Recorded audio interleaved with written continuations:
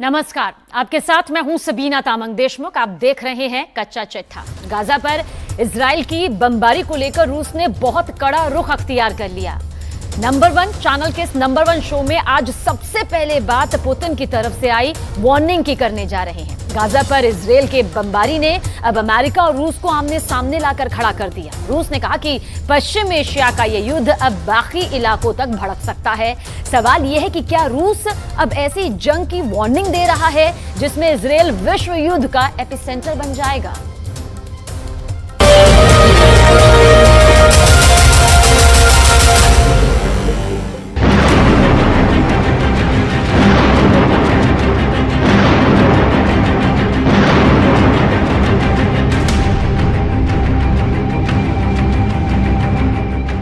एक तरफ गाजा में बमबारी चल रही है, इजराइल का युद्ध गाजा को पूरी तरह तबाह करने जा रहा है। दूसरी तरफ इजराइल पर हमला करने के लिए लेबनान, सीरिया और ईरान की फौज तैयार बैठी है। और तीसरी तरफ अमेरिका की सेंट्रल कमांड का बेड़ा इजराइल को बचाने के लिए भूमध्य सागर में पहुंच चुका है।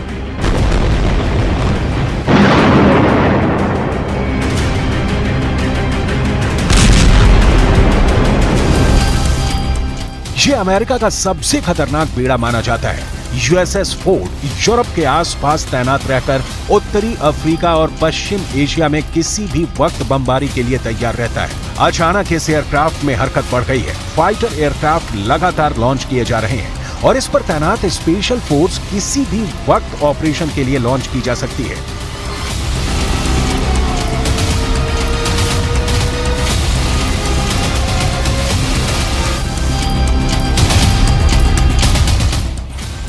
गाजा में हालात बहुत नाजुक हैं। इजराइल दिन रात बमबारी कर रहा है। सैकड़ों लोगों की मौत हो चुकी है। इजराइल अब अपने ऊपर हुए अटैक का बहुत बेदर्दी से बदला लेना चाहता है और यही वजह है कि उसके बम अब आम नागरिक और हमास के बीच फर्क नहीं कर पा रहे।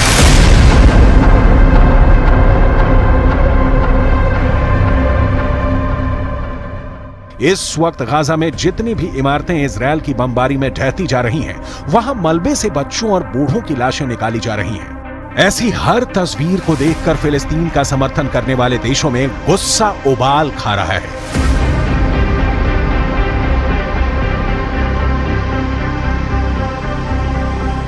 مركز المعلومات في وزارة الصحة استشهاد 413 مواطنا منهم 78 طفلا و41 سيدة بالإضافة إلى تسجيل 2300 جريح।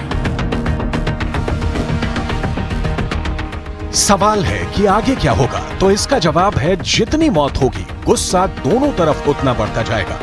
पहले ही पूरी दुनिया में कोहराम मचा हुआ है। दुनिया भर में गाजा को बचाने के लिए प्रदर्शन हो रहे हैं। ये बगदाद है और यहाँ लोग हजारों की तादाद में सड़कों पर निकलकर प्रदर्शन कर रहे हैं। इजराइल के साथ साथ अमेरिका के खिलाफ भी नारेबाजी हो रही है।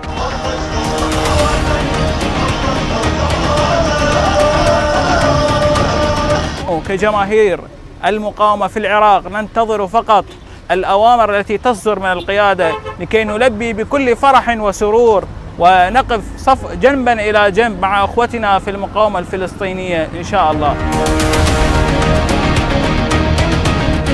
ईरान के साथ साथ लेबनान में भी गाजा के लिए समर्थन तेज हो गया है। बेरूत में फिलिस्तीन और हिजबुल्लाह का झंडा लेकर लोग सड़कों पर उतर आए हैं।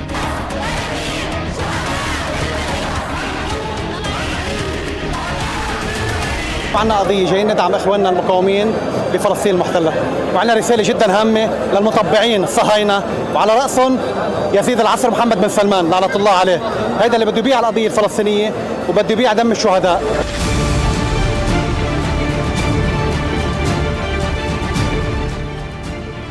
लेकिन हालात तो इजराइल के अंदर भी बहुत नाजुक हैं। सैकड़ों लाशें उठाने के बाद इजराइल अब आर पार करना चाहता है और उसका टारगेट है गाजा और वहां पर मौजूद हमास के अड्डे।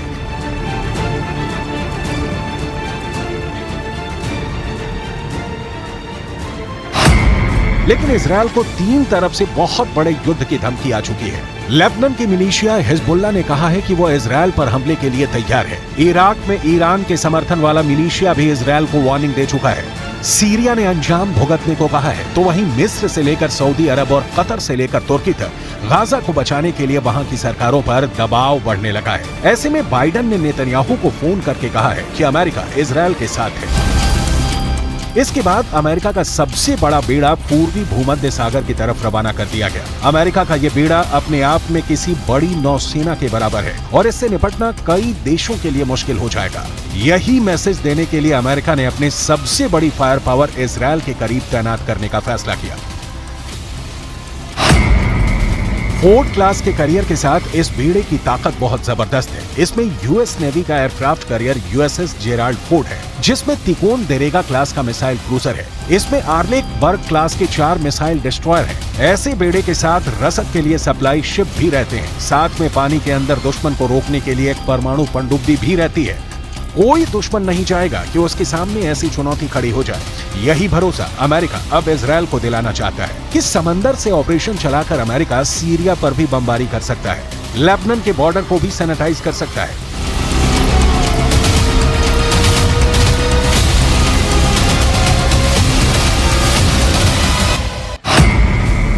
इस वक्त ये कैरियर इजरायल के गाजा के पश्चिम में भूमध्य सागर में तैनात रहेगा और वहीं से ऑपरेशन चलाएगा। उसकी रेंज में लेबनान भी होगा, सीरिया भी होगा, तुर्की भी होगा और मिस्र के आसपास का इलाका भी होगा। यहीं से ये इजरायल के एयर स्पेस को सुरक्षित रखेगा और हमला भी कर सकता है। ये सब ऑपरेशन अमेरिका के फोर्ड क्लास का कैरियर और उसके बेड़े में मौजूद बड़े बड़े डिस्ट्रॉयर पूरा कर सकते हैं। ऐसा अमेरिका पहले इराक में कर चुका है, उसने अफगानिस्तान में करके दिखाया है और ईरान को भी वो लगातार धमकी देता रहा है। इजरायल के लिए भी जेराल्ड फोर्ड कैरियर को भेजना एक बड़ा युद्ध छेड़ सकता है।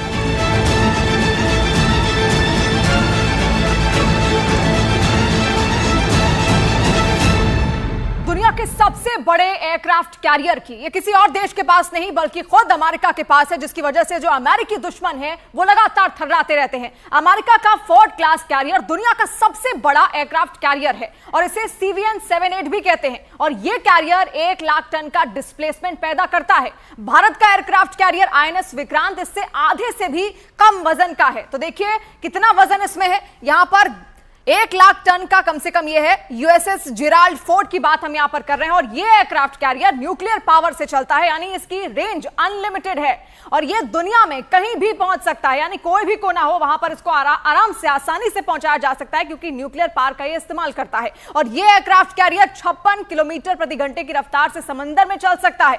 ये एक कैरियर की बहुत अच्छी रफ्तार कही जाएगी, बहुत बढ़िया रफ्तार मानी जाएगी, यानी कहीं पर भी ये 56 किलोमीटर प्रति घंटे की रफ्तार से आसानी से पहुंच सकता है। और इस कैरियर पर करीब 3000 नौसैनिक तैनात किए जा सकते हैं, यानी कि दुश्मनों के लिए भी ये एक बड़ा टारगेट बन सकता है। और इसकी अगर आगे की बात की जाए, जो टेक्नोलॉजी का इस्तेमाल इसमें किया जा रहा है, इस एयरक्राफ्ट कैरियर पर 90 विमान और हेलीकॉप्टर तैनात यहां पर किए जा सकते हैं, यानी कि जो सैनिक है उनको तो यहां पर तैनात किया ही जा सकता है। इसके अलावा 90 विमान और इसके अंदर हेलीकॉप्टर भी तैनात किए जा सकते हैं और इनमें 75 तो सिर्फ लड़ाकू विमान है। और अभी इस एयरक्राफ्ट कैरियर पर सुपर हॉर्नेट विमान तैनात है और इस पर से F-35 स्टेल्थ फाइटर भी ऑपरेट कर सकते हैं और उनको पूरी तरह तैनात करने की तैयारी की जा रही है। यानी आप समझ सकते हैं कि आखिर किस टेक्नोलॉजी से ये लैस है और कैसे सुपर हॉर्नेट और F-35 लड़ाकू विमान जो है वो भी इसके अंदर तैनात किए जा सकते हैं और साथ साथ इसकी रफ्तार भी कहीं ज्यादा है। अमेरिका ने इजराइल के आसपास यूरोप और बाकी ठिकानों के आसपास फाइटर जेट तैनाती बढ़ाने का फैसला किया है ताकि इजराइल पर कोई हवाई हमला न कर सके। इसके लिए अमेरिका ने पूरा जोर लगा दिया है और इजराइल के हवाई अड्डे पहले से ही एक्टिव है। अमेरिका के वायुसेना से इजराइल को अब एक नई ताकत मिलेगी। इसके लिए A-10 थंडरबोल्ट विमान भी हैं, जो नीचे उड़ते हुए टैंकों के पूरे दस्तों को खत्म कर सकता है। इस विमान को फ्लाइंग टैंक भी कहते हैं, जिस पर छोटे हथियारों की गोलीबारी का फर्क नहीं पड़ता। इसके अलावा अमेरिका के F-15 से लेकर F-16 लड़ाकू विमान भी हैं, लेकिन असली ताकत जो अमेरिका ने इजरायल को बचाने के लिए उतारी है वो है F-35 फाइटर जेट। ये वो फाइटर जेट है जो इजरायल के पास भी है, लेकिन अभी उनकी तादाद सिर्फ 40 है। लिहाजा मल्टी फ्रंट के लिए इजरायल की वायुसेना को ऐसे बहुत से विमानों की जरूरत पड़ सकती है, जिसकी भरपाई अमेरिका की मदद से पूरी होगी। F-35 का करीब रहना इजरायल के दुश्मनों को दूर रखने में मदद जरूर करेगा।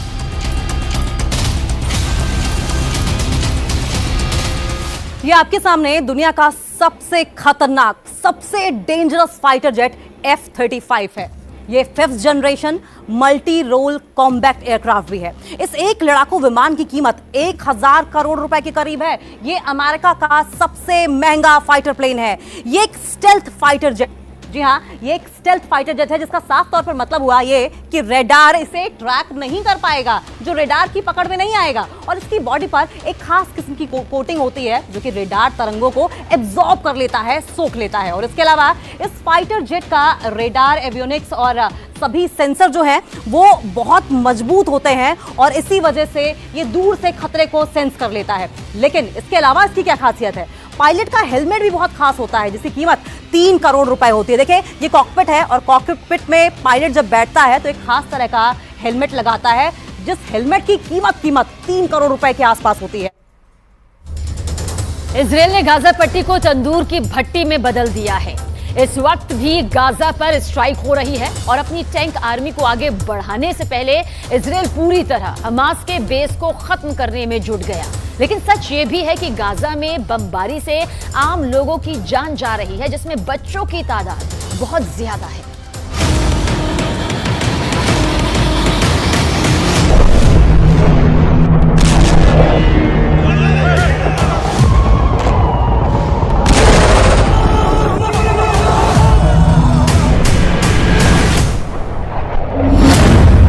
गाजा पट्टी को इजरायल ने आग की भट्टी बना दिया है।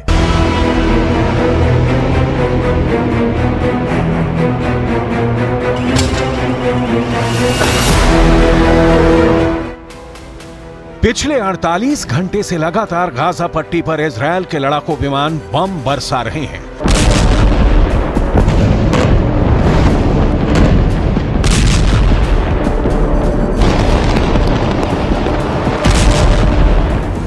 गाजा पट्टी के अंदर से लगातार धुआं और आग उठती देखी जा रही है।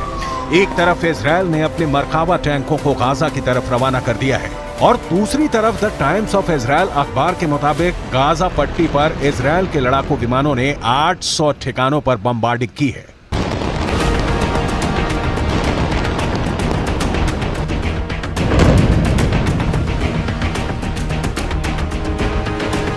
इन हमलों के बाद पूरी गाजा पट्टी के अंदर चीख पुकार मची हुई है। जो खबरें गाजा पट्टी के अंदर से आ रही हैं, वो दिल दहला देने वाली हैं। गाजा पट्टी से आए वीडियो ये दिखा रहे हैं कि वहां पर बड़े पैमाने पर लोग मारे जा रहे हैं। हमास की सरकार का दावा है कि गाजा पट्टी के अंदर बच्चों की मौत भी हो रही है। इस पूरे इलाके में जनाजे पर जनाजे निकल रहे हैं। लोगों के पास वक्त ही नहीं है सोचने का कि वो आखिर करें तो क्या करें, क्योंकि एक धमाका होता है, इमारत गिरती है और फिर भगदड़ के साथ ही रेस्क्यू ऑपरेशन शुरू हो जाता है और फिर जनाजे उठने लगते हैं। पूरे गाजा के अंदर इस वक्त यही मंजर नजर आ रहा है।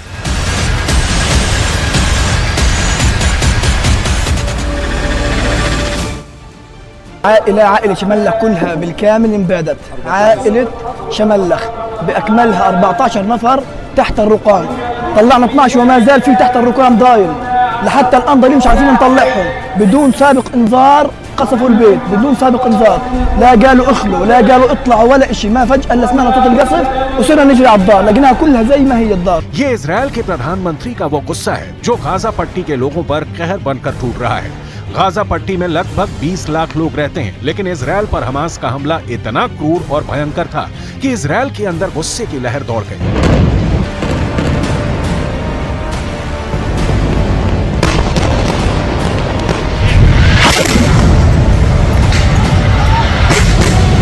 जिस तरह हमास ने हमला करके इजरायल के निहत्थे नागरिकों को भून डाला और महिलाओं, बुजुर्गों और इजरायल के सैनिकों को कैद कर गाजा पट्टी ले गए, अब इजरायल ने भी बेरहम हमला लेना शुरू कर दिया है।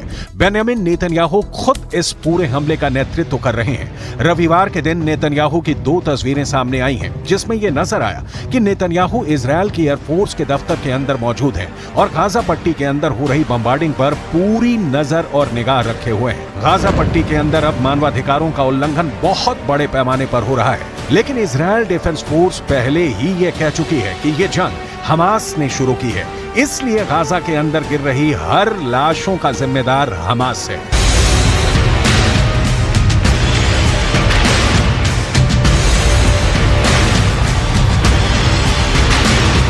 इजरायल के प्रधानमंत्री बेंजामिन नेतन्याहू राष्ट्र के नाम संबोधन के वक्त पहले ही ये कह चुके थे कि अब गाजा पट्टी के लोग कहीं और चले जाएं, क्योंकि वो हमास के आखिरी आतंकी को तलाश करेंगे, इसके लिए चाहे जो भी करना पड़े।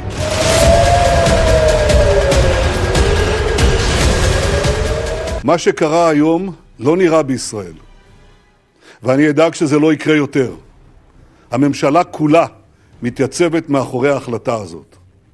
צה"ל יפעיל מיד את כל עוצמתו כדי להשמיד את יכולות חמאס. נכה בהם עד חורמה וננקום בעוצמה על היום השחור הזה שהם עוללו למדינת ישראל ולאזרחיה. लेकिन जहां पर 20 लाख की घनी आबादी हो और जो जगह पूरी तरह से नाकाबंदी में घिरी हो, जहां से बाहर निकलने के भी सिर्फ 2 दरवाजे हों और वो भी टोल गेट जैसे, ऐसे दुनिया के बड़े कैद खाने से निकलकर भाग पाना कोई हंसी खेल नहीं है। दुनिया गाजा पट्टी को एक खुली हवा वाला कैद खाना कहती है।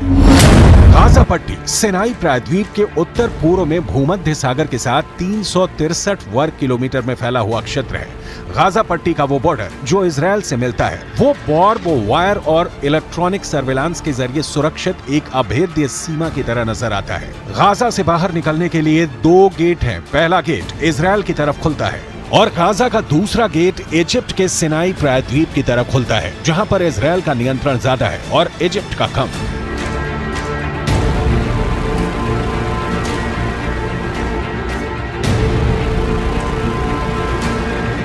मैं इस वक्त इजरायल में मौजूद हूं और इजरायल की आर्थिक राजधानी तेल अवीव से गाजा पट्टी 90 किलोमीटर की दूरी पर है।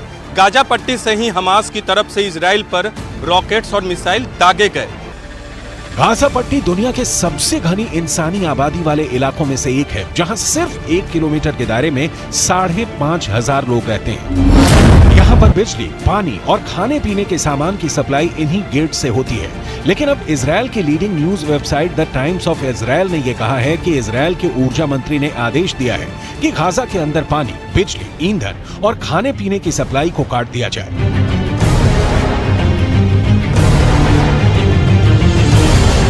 ऐसी स्थिति में यहां रहने वाले 20 लाख लोगों के लिए जीवन का बहुत संकट हो जाएगा। अगर देखा जाए तो इजरायल ने गाजा के 20 लाख लोगों को नाकाबंदी करके घेर लिया है। अनुमान है कि गाजा के अंदर 14,44,000 लोग शरणार्थी कैंप्स में रहते हैं। संयुक्त राष्ट्र के मुताबिक गाजा की 65% से अधिक आबादी गरीबी रेखा के नीचे रहती है। गाजा में 50% लोगों की उम्र 19 साल से कम है। गाजा की 3/4 भूमि खेती योग्य है। 16 साल की नाकेबंदी की वजह से गाजा के अंदर बेरोजगारी की दर 40% तक है। गाजा के अंदर रहने वाले फिलिस्तीनियों का 10वां हिस्सा सामान्य परिस्थितियों में छोटी मोटी नौकरियां करने के लिए हर दिन इजरायल की यात्रा करता है, जहां उन्हें रात भर रुकने की अनुमति नहीं है। 1948 में इजरायल के निर्माण के बाद अगले 2 दशकों तक गाजा पट्टी पर मिस्र का कब्जा रहा, लेकिन 1967 में इजरायल का 6 डे वॉर में अपने अरब पड़ोसियों पर जीत के बाद अगले 38 सालों तक गाजा पट्टी पर इजरायल ने अपना नियंत्रण बनाए रखा। अपने नियंत्रण के दौरान इजरायल ने गाजा पट्टी के अंदर भी 21 यहूदी बस्तियों का निर्माण किया था, लेकिन साल 2005 में अंतर्राष्ट्रीय और घरेलू दबाव के तहत इजरायल ने गाजा से लगभग 9,000 इजरायली निवासियों और अपनी आर्मी को गाजा पट्टी से वापस बुला लिया था, जिससे इस इलाके पर फिलिस्तीन का राज हो गया। लेकिन धीरे धीरे ये पूरा इलाका हमास का गढ़ बन गया। हमास ने अब इजरायल पर बहुत क्रूर हमला किया है, जिसके बाद यहाँ इजरायल के हमलों में बड़ी संख्या में फिलिस्तीनी भी मारे जा रहे हैं।